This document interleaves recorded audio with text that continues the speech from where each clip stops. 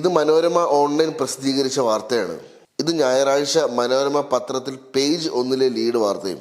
ആലപ്പുഴ കൈതവനയിൽ നവകേരള യാത്രയുടെ ഭാഗമായി മന്ത്രിമാർ സഞ്ചരിച്ച ബസ്സിന് മുന്നിലേക്ക് ചാടി പ്രതിഷേധിച്ച യൂത്ത് കോൺഗ്രസ് പ്രവർത്തകരെ നേരിട്ട മുഖ്യമന്ത്രിയുടെ സുരക്ഷാ ഉദ്യോഗസ്ഥരുടെ നടപടിയിലെ ചട്ടലംഘനം ഇഴകീറി പരിശോധിക്കുകയാണ് മനോരമ. ഗൺമാൻ രാജ് എന്നാണ് പത്രത്തിലെ തലക്കെട്ട്. ഗൺമാന്റെ പരാക്രമം ചട്ടങ്ങൾ ലംഘിച്ച് ഉപയോഗിക്കുന്നത് പോലീസ് മാനുവലിന് വിരുദ്ധമായ ആയുധം, പ്രതിഷേധക്കാരെ അടിച്ചൊതുക്കി നവകേരള സദസ്സ് എന്നൊക്കെ വിലാപങ്ങൾ നീളുന്നു. അകമ്പടി വാഹനത്തിൽ നിന്ന് ഇറങ്ങി പ്രതിഷേധക്കാരെ നേരിട്ട സുരക്ഷാ ഉദ്യോഗസ്ഥരുടെ പ്രവൃത്തി സുരക്ഷാ മാനദണ്ഡങ്ങൾ അനുസരിച്ച് ഡ്യൂട്ടിയായി വിലയിരുത്താനാകില്ല എന്നാണ് മനോരമ അഭിപ്രായപ്പെടുന്നത്. VVIPയുടെ ജീവന് ഭീഷണി ഉണ്ടാകുന്ന സാഹചര്യത്തിൽ പാലിക്കേണ്ട സുരക്ഷാ ക്രമീകരണങ്ങളെപ്പറ്റി കേന്ദ്ര സർക്കാരിന്റെ ബ്ലൂ ബുക്കിൽ പറയുന്ന കാര്യങ്ങളെല്ലാം അക്കമിട്ട് പറയുന്നുമുണ്ട്. ഏതായാലും ഗൺമാൻ അനിൽ ഭാഗ്യവാനാണ്.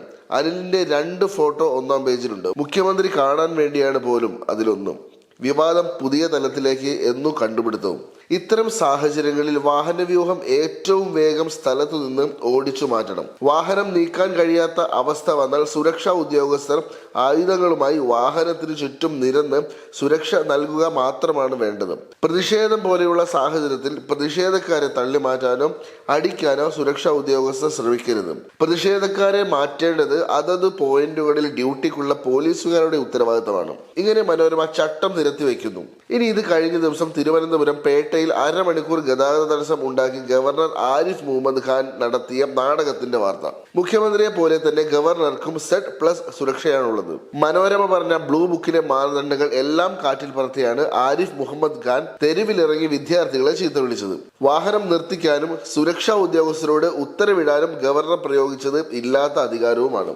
രാഷ്ട്രീയ ലക്ഷ്യത്തോടെയാണ് ഗവർണർ റോഡിലിറങ്ങി നാടകം കളിച്ചതെന്നും സുരക്ഷാ മാനദണ്ഡങ്ങൾ ലംഘിച്ചതെന്നും സുരക്ഷാ ചുമതലയിൽ പ്രവർത്തിച്ച ഉദ്യോഗസ്ഥർ തന്നെ പറയുന്നുണ്ട്. പക്ഷെ ഇവിടെ ചട്ടം പഠിപ്പിക്കാൻ മനോരമയില്ല. പകരം ഗവർണറുടെ ഹീറോയിസത്തെ വാഴ്ത്തിപ്പാടുന്നു. ഓന്ന് നിറം മാറുമോ ഇതുപോലെ?